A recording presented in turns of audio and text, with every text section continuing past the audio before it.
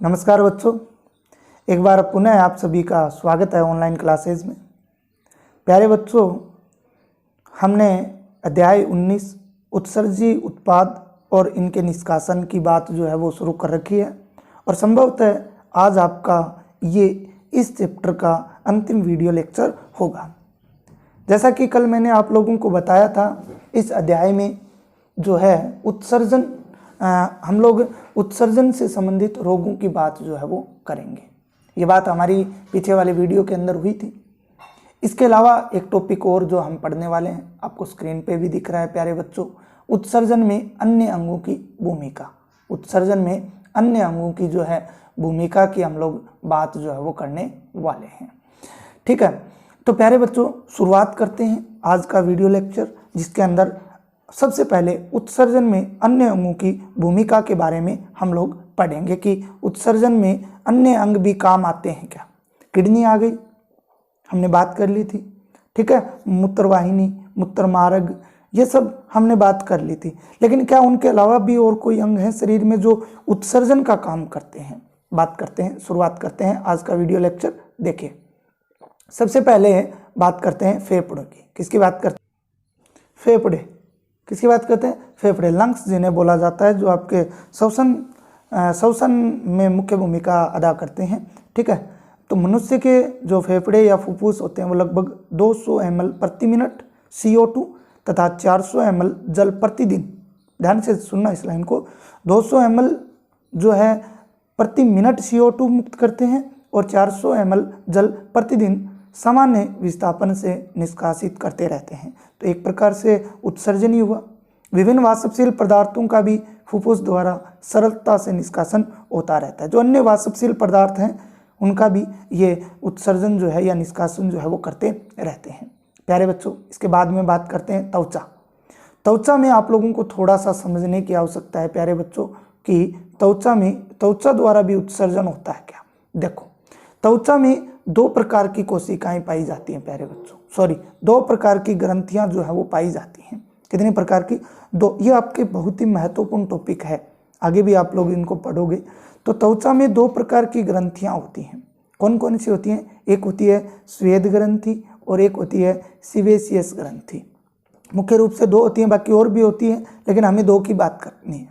ठीक है, स्वेद ग्रंथि, ये स्वेद मतलब पसीना, स्वेद मतलब पसीने का उत्सर्जन करती हैं। किसका उत्सर्जन करती हैं? ये पसीने का उत्सर्जन करती हैं। और एक जलीय द्रव है, पसीना क्या है? एक जलीय द्रव है जिसमें 99.5% वाटर है और NaCl है। इसके अलावा लैक्टिक अम्ल है, यूरिया है, एमिनो अम्ल है तथा ग्लूकोज आदि होते हैं। इसके साथ ही पसीने का मुख्य कार्य वाष्पीकरण द्वारा शरीर सतह को ठंडा रखना है। तो ये बात आपको ध्यान में रखना है। इसका मतलब पसीने का उत्सर्जन होता है तो वो शरीर से बाहर आ रहे हैं पदार्थ तो उत्सर्जन हो जाता है। सीबेसियस ग्रंथि, ये सिब्बम का स्रावण करती हैं। अब सिब्बम क्या होता है? सिब्बम ऐसा पदार्थ है जिसमें मोम, सेटिरोल्स व अन्य हाइड्रोकार्बन तथा वसीय अम्ल होते हैं। ठीक है, ये स्राव त्वचा को सुरक्षात्मक तेलीय कवच प्रदान करते हैं। त्वचा को क्या प्रदान करते हैं? तेलीय कवच प्रदान जो है वो करते हैं। क्लियर है? इसके बाद में बात करते हैं जलीय जंतुओं की त्वचा अमोनिया का उत्सर्जन करती है और चारों तरफ के माध्यम में विस्तृत हो जाती है। इसके बाद में प्यारे बच्चों इस टॉपिक से संबंधित हम लोग बात करते हैं लीवर की। किसकी बात करते हैं प्यारे बच्चों? लीवर की बात करते हैं। लीवर किस प्रकार से?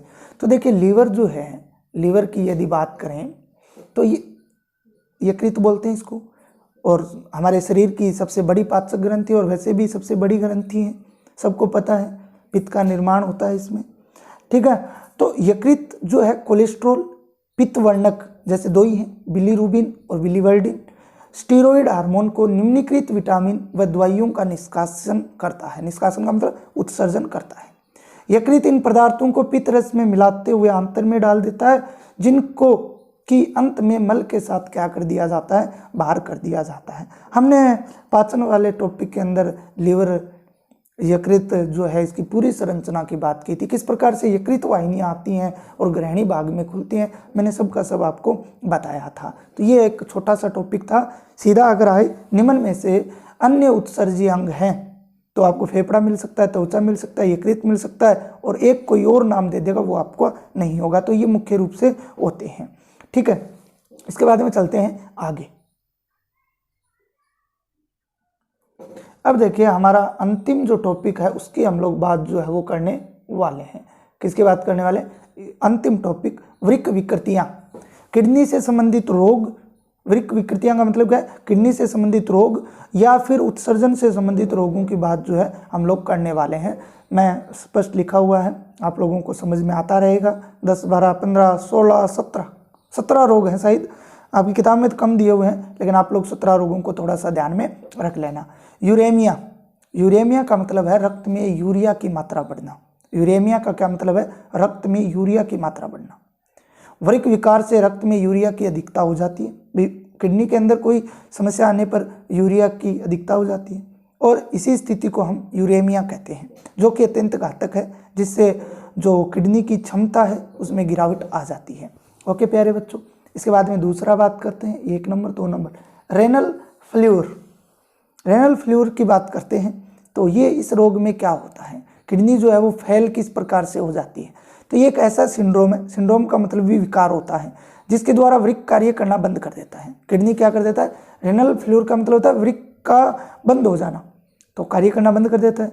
यूरिया का उत्पादन भी कम हो जाता है या फिर बंद हो जाता है, जिससे उपापचय अपशिष्ट पदार्थों की सांद्रता रक्त में बढ़ जाती है, और जिससे यूरेमिया का विकास हो जाता है। अगला रोग है प्यारे बच्चों, इसी रोग में कुछ और बातें दे रखी हैं, उनकी बात कर लेते हैं। वृक्क की क्रियाहीनता को दूर करने का अंतिम उपाय है वृक्क प्रत्यारोपण, किडनी ट्रांसप्लांट। दूसरे व्यक्ति की जो है वो किडनी स्थानांतरित करना, ट्रांसप्लांट करना, वही इसका उपाय है। वृक्क का उपयोग जो है वृक्क प्रत्यारोपण में किसी दूसरे व्यक्ति का जो है वृक्क जो है वो काम में लिया जाता है। इसके बाद में अगर हम लोग बात करें तो जिससे प्राप्तकर्ता का प्रतिरक्षा तंत्र उसे स्वीकार नहीं करे। भाई आधुनिक क्लिनिक विधियों से इस प्रकार की जटिल तकनीकी सफलता की दर को बढ़ाती है। देखिए किडनी ट्रांसप्लांट में आपको सीधा सा याद रखना है कि किडनी ट्रांसप्लांट के अंदर क्या होता है कि किसी भी व्यक्ति की किडनी जो है वो ट्रांसप्लांट नहीं हो सकती, उसके लिए उसके प्रतिरक्षा तंत्र की सहमति बहुत जरूरी होती है। इसके बाद में बात करते हैं तो आप लोग इसको ध्यान में ना रखें, केवल रेनल फ्लूर के बारे में आपको पता होना चाहिए, तो आप लोग रेनल फ्लूर के बारे में लिख लेना, ये रहने देना। 3 नंबर रोग है जिसका नाम आपके है ग्लूमेरुलोनेफ्रिटिस, जिसे GN बोला जाता है, ग्लूमेरुलोनेफ्रिटिस। यह रोग प्राथमिक तौर पर केशिका गुच्छ की बेसमेंट मेम्ब्रेन की क्षति के लिए जाना जाता है। जो हमने केशिका गुच्छ की बात की थी, किसकी बात की थी? केशिका गुच्छ की बात की थी। इस प्रकार से केशिका गुच्छ की जो संरचना थी, इसका जो बेसमेंट है, आधार कला, बेसमेंट को क्या बोला जाता है? आधार कला। उस आधार कला की क्षति के लिए जाना जाता है। इसके बाद में है यूरिलोथेसिस, इसे बोलते हैं रेनल कैल्कुली। वृक्क में बनी पथरी या अघुलनशील क्रिस्टल लवण के पिंड जैसे कैल्शियम ऑक्जेलेट, फास्फेट, यूरिक अम्ल, सिस्टीन आदि, एक प्रकार से बोल सकते हैं किडनी स्टोन भी इसको नाम आप लोग दे सकते हो। क्या नाम दे सकते हो? किडनी स्टोन नाम दे सकते हो, ठीक है। इसके बाद में आगे बात करते हैं 4 नंबर पे जो है, 5 नंबर पे है ओलिगोयूरिया, मूत्र का कम उत्पादन होना, मूत्र का निर्माण क्या होना? कम होना। इसके बाद में है एन्यूरिया, इसके बाद में कौन सा है? एन्यूरिया, ठीक है। एन्यूरिया की बात करते हैं तो मूत्र का उत्पादन नहीं होता है, मूत्र का क्या नहीं होता है? उत्पादन नहीं होता है इस रोग में। पॉलीयूरिया, मूत्र का अधिक उत्पादन। देखिए पॉली का मतलब बहुत, यूरिया का मतलब मूत्र, तो मूत्र का अधिक उत्पादन होता है। एडीएच के कम स्रावन से होता है ये, किसके? एडीएच वेसोप्रेसिन जो है उसके कम स्राव से होता है। कम स्रावन से मूत्र में जल की मात्रा जो है वो बढ़ जाती है, इससे रोगी को बार बार क्या लगती है? प्यास लगती है, और इस रोग को हम लोग डायबिटीज इंसिपिडस भी कहते हैं। क्या बोलते हैं? डायबिटीज इंसिपिडस, इंपॉर्टेंट है, ध्यान रखना। अगला बात करते हैं, अगला जो है आपके ग्लाइकोसूरिया, मूत्र द्वारा ग्लूकोज का उत्सर्जन होना। मूत्र द्वारा किसका? ग्लूकोज का उत्सर्जन होना। इस रोग को हम डायबिटीज मेलिटस बोलते हैं। देखिए दोनों ही रोग बहुत महत्वपूर्ण है, ये दोनों ही रोग, डायबिटीज इंसिपिडस और डायबिटीज मेलिटस, दोनों ही बहुत महत्वपूर्ण रोग हैं। कारण क्या है महत्वपूर्ण का? महत्वपूर्ण का कारण प्यारे बच्चों ये है कि इसकी अगर हम लोग बात करें तो एक डायबिटीज होता है, शुगर, वो देखिए अग्नाशय में इंसुलिन हार्मोन की कमी के कारण होता है। तो वो ध्यान नहीं रखना है यहाँ पे आपको ध्यान रखना है कि इसका उत्सर्जन से संबंधित रोग हैं, ये किडनी असामान्यता के कारण होने वाले रोग हैं। इसके बाद में बात करें अगला जो है हेमेटयूरिया, मूत्र द्वारा रक्त का उत्सर्जन होना, और ये अनेक रोगों का लक्षण है, जैसे काला पानी ज्वर, जीवाणुविक संक्रमण। देखिए अगला रोग जो है, ठीक है, वो है, इसके बाद में बात कर लेते हैं कुछ और रोगों की। अगला रोग जो है वो है आपके डायूरेसिस। वृक्क में मूत्र के अधिक निर्माण की प्रक्रिया क्या कहलाती है? डायूरेसिस कहलाती है। प्यारे बच्चों ये रोगों के नाम है और हर एक अलग कंडीशन के लिए अलग अलग नाम दिया गया है। जैसे डिसयूरिया, ये दर्द युक्त मूत्र त्याग की स्थिति है। मूत्र त्यागते समय अगर दर्द महसूस होता है तो इसे डिसयूरिया कहा जाता है। सिस्टाइटिस, इस रोग की अगर बात करें सिस्टाइटिस की, तो मूत्राशय में संक्रमण होना। प्रोटीन यूरिया, मूत्र में रक्त प्रोटीन की उपस्थिति। इसके बाद में रोग है एल्बिन्यूरिया। तो एल्बिन्यूरिया की बात करें, एल्ब्यूमिन्यूरिया, मूत्र जो है, इसको सही कर लेना, मूत्र जो है, मूत्र में एल्ब्यूमिन की उपस्थिति, और यह सामान्यतः नेफ्राइटिस रोग के रूप में जाना जाता है, जो कि गुच्छिकाओं में सर्जन के कारण होता है, क्योंकि छानने वाले छिद्रों का आकार क्या हो जाता है? बड़ा हो जाता है, जिनके कारण ये होता है। इसके बाद में है कीटोन्यूरिया, इंपॉर्टेंट है, मूत्र में असामान्य बड़े कीटोन कायों की उपस्थिति। हीमोग्लोबिन यूरिया, मूत्र में हीमोग्लोबिन की उपस्थिति। नेफ्राइटिस, केशिका गुच्छ में सूजन आना नेफ्राइटिस कहलाता है। ग्लोमेरुलस में सूजन जीवाणुओं के संक्रमण के कारण भी हो सकती है। तो प्यारे बच्चों, इस प्रकार से हमारा ये अध्याय जो है, कौन सा अध्याय? अध्याय नंबर 19। कौन सा अध्याय? अध्याय नंबर 19 कंप्लीट हो जाता है प्यारे बच्चों।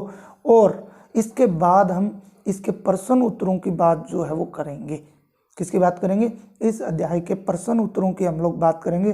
कौन कौन से प्रश्न उत्तर दे रखे हैं और उनके उत्तर जो है वो क्या होंगे, उन सब की हम लोग बात जो है वो आगे वाले वीडियो में करने वाले हैं।